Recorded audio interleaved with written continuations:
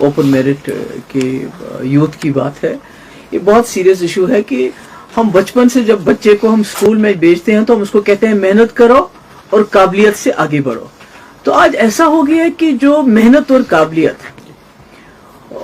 उसके ऊपर उसकी कोई कदर ही नहीं है। I mean merit has become the biggest casualty at this point of time कि आप बच्चे को क्या बोलोगे मैं मेहनत करूंगा, मैं काबिल बनूंगा, फिर मैं कहाँ जाऊंगा, क्योंकि उसका दायरा बहुत ज्यादा चौक किया गया है। तो ऐसे में आपको याद होगा कि पार्लियामेंट में भी लोगों ने वोट दिया नेशनल कॉन्फ्रेंस को ये सोच के कि ये हमारा मसला हम उसको हल करेंगे। अगर कुछ नहीं करेंगे तो कम से कम पार्लियामेंट में बात करेंगे। आप भी गवाह है, मैं भी गवाह हूं। 1 साल से ज्यादा अरसा हो गया है मेंबर नेशनल कॉन्फ्रेंस के। एक मुझे मेंबर पार्लियामेंट बताइए जिन्होंने पार्लियामेंट में इस मुद्दे पे मुंह खोला हो, बात कही हो कि भाई हमारे यहाँ जो ओपन मेरिट के लोगों के साथ बहुत ज्यादती हो रही है। तब यहाँ नेशनल कॉन्फ्रेंस की सरकार नहीं थी, डायरेक्ट दिल्ली का रूल था। इसका ये मतलब कि जो मेंबर पार्लियामेंट है उनका ये फर्ज बनता था कि वो दिल्ली में इस मसले को उठाए।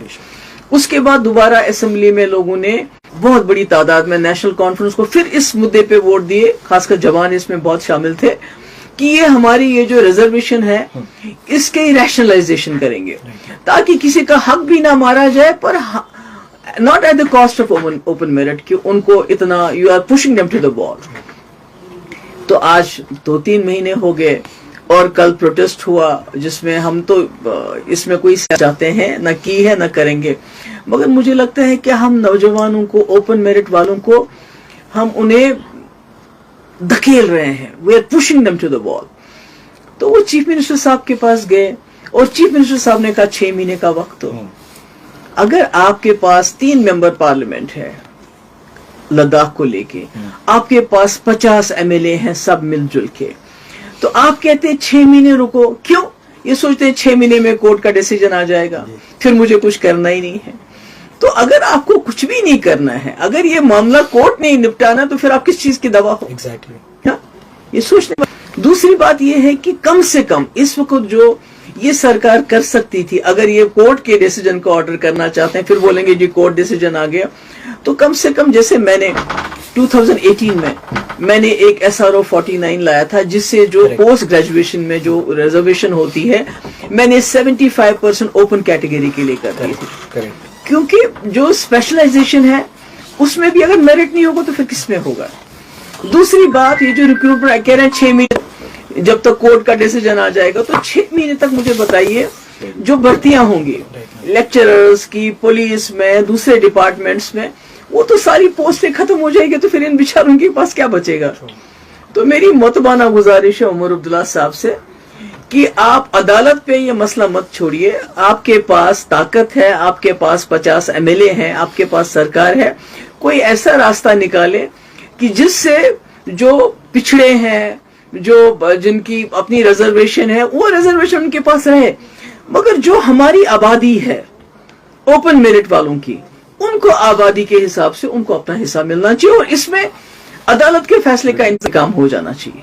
आगरउल्लाह ने तो सीधे कह दिया कि बिजनेस रूल्स के कारण थोड़ा डिले हो रहा है, तो ये तो पहले भी वही था, फिर बिजनेस रूल क्यों नहीं करना? मैं तो वही कह रही हूँ ना कि अगर पार्लियामेंट में इन्होंने लोगों ने वोट मांगे लोगों से कि हम इसको तय करेंगे, उसके बाद किसी मेंबर पार्लियामेंट ने इंक्लूडिंग रूहुल्लाह साहब ने इसको कभी पार्लियामेंट में नहीं उठाया, और अब उन्होंने उसके बाद कहा कि हमारी यहाँ सरकार बनेगी, वो इस मसले को हल करेगी।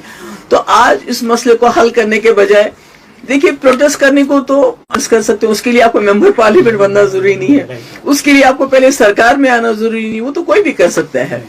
तो मेरा ये कहने का मकसद ये है कि ये बड़ा सीरियस इशू है। इसमें ये सोचना चाहिए कि जो लाखों के तादाद में हमारे नौजवान लड़कियां बच्चे हैं जिनकी इस वक्त एक हिसाब से उनके मेरिट पे गले पे छुरी चल रही है, तमाशा देख रहे हैं, कुछ भी नहीं कर पाते हैं। तो ऐसे में मुझे उम्मीद थी कि इस सरकार के पास इतनी बड़ी मेजॉरिटी है, मेंबर पार्लियामेंट है, सब कुछ है, और ये इसमें कोई ना कोई हल निकालेंगे, पर लगता है कि उन्होंने इसको कोर्ट में मसला छोड़ दिया, विच इज वेरी अनफॉर्चुनेट। बहुत शुक्रिया।